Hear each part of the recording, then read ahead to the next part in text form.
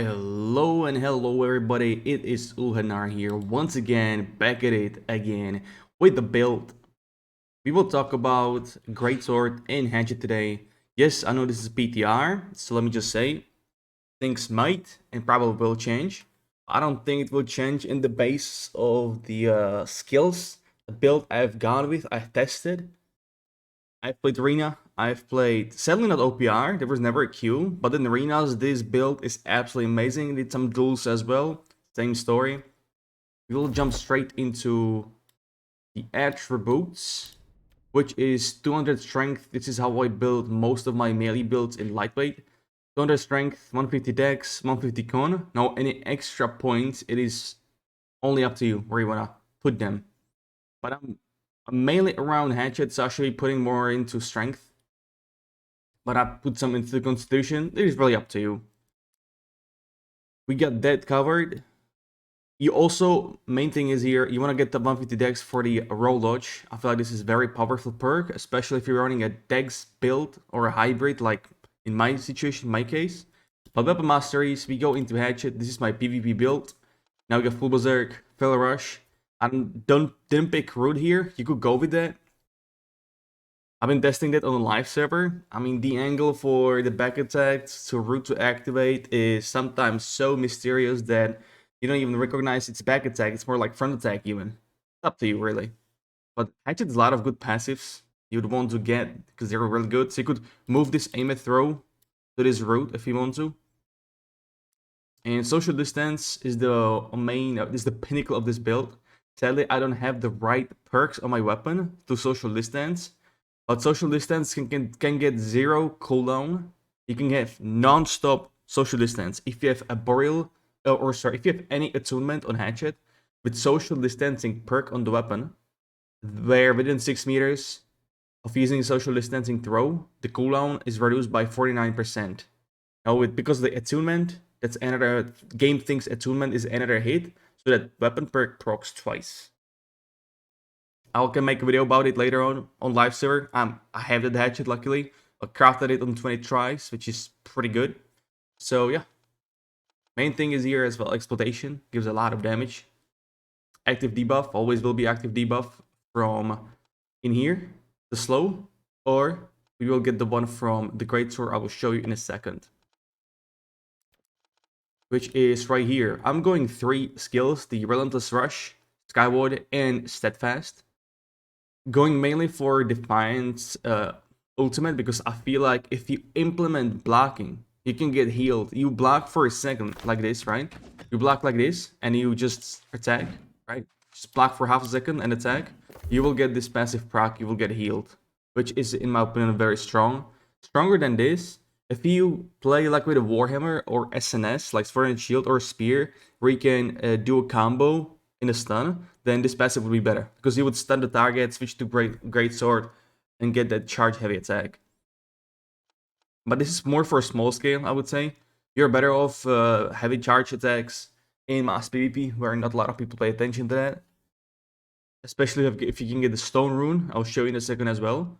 But we are going with the armor penetration, full, almost full, the Relentless Rush. Because of this perk, I always use this skill in onslaught stance where it applies the root. Pretty powerful, especially in wars. It's gonna be really strong, I feel like. Gives you end power.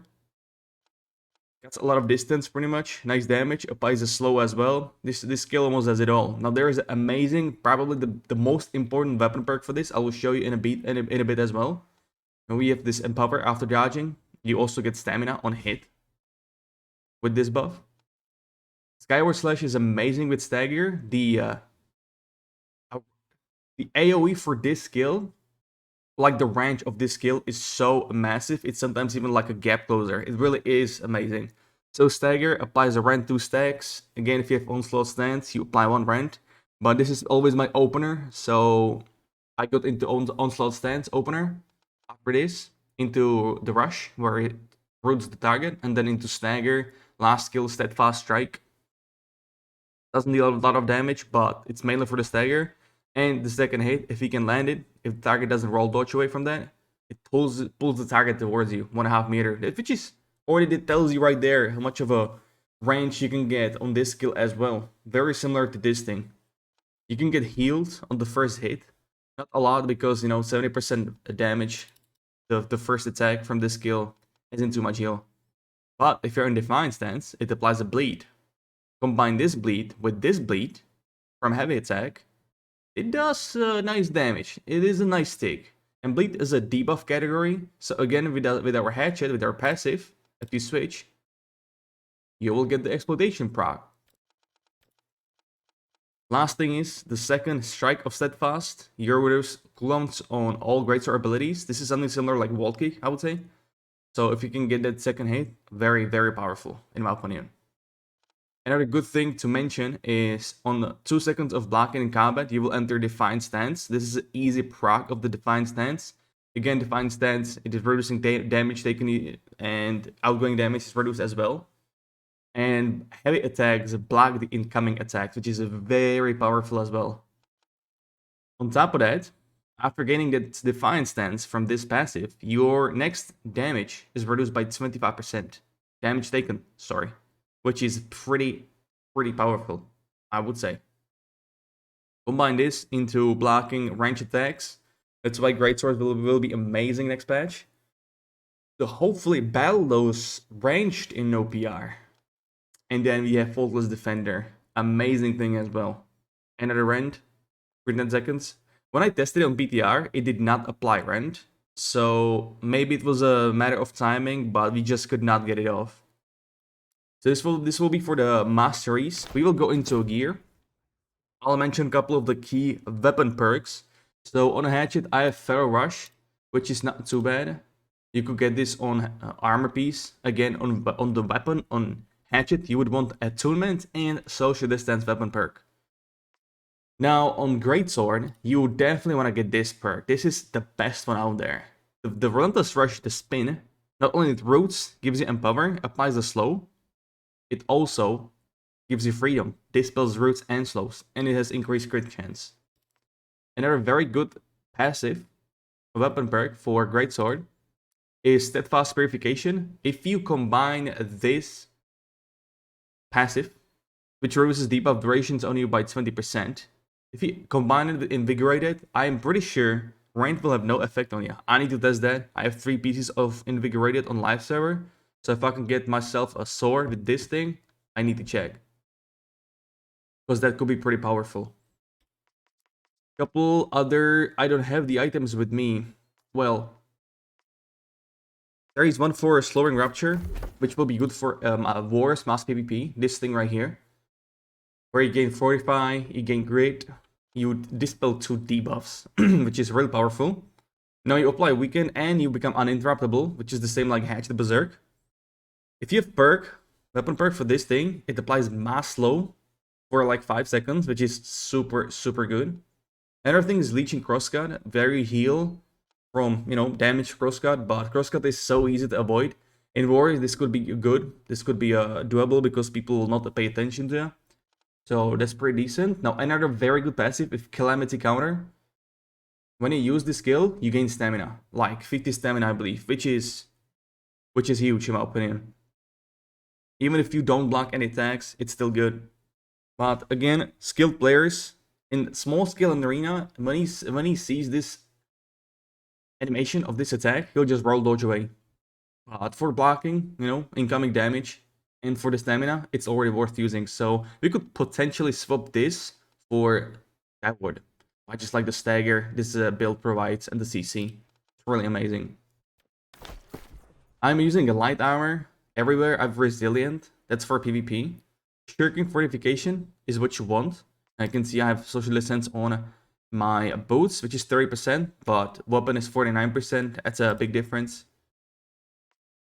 I tried running medium. After the weight load changes on PTR, I thought lightweight will be nerfed, but it's not the case. Lightweight is still too good on light build. I mean on melee build at least. Because when I was in medium, I just could not connect the targets, and it was dreadful. It was just bad. Now we have Divine and Health, amazing for Berserk, because Divine affects Berserk. You will get healed more by 10% almost. Leeching. Now there are new gems, like you can see here in my sword. These gems you can apply on your armor as well, and some of those gems give you 1% leeching for each piece. That will be 5% plus 5% on the ring plus 5% on the sword. And Greatsword is a lot of passives, as you could saw the ultimate as well, where you get healed. I think leeching build, lifesteal build on Greatsword will be pretty broken, or even Hatchet, but that would be like a PvE thing, I would say. We'll see. We would have to test that.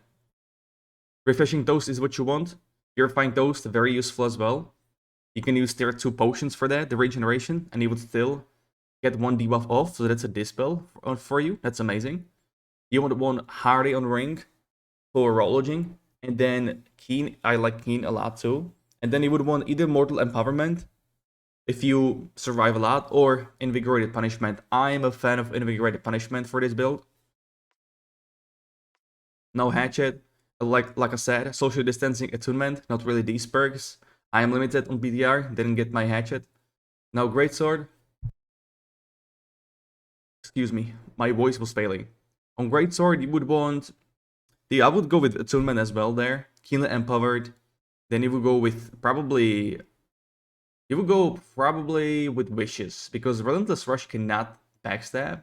And you get a lot of crit chance from Greatsword. You could probably even play with passives and get these ones for crit chance if you want to. If you feel like, you know, active debuff, you'll always have that. If you feel like going for this tree, you can get these 2 passives. Very good for crit chance.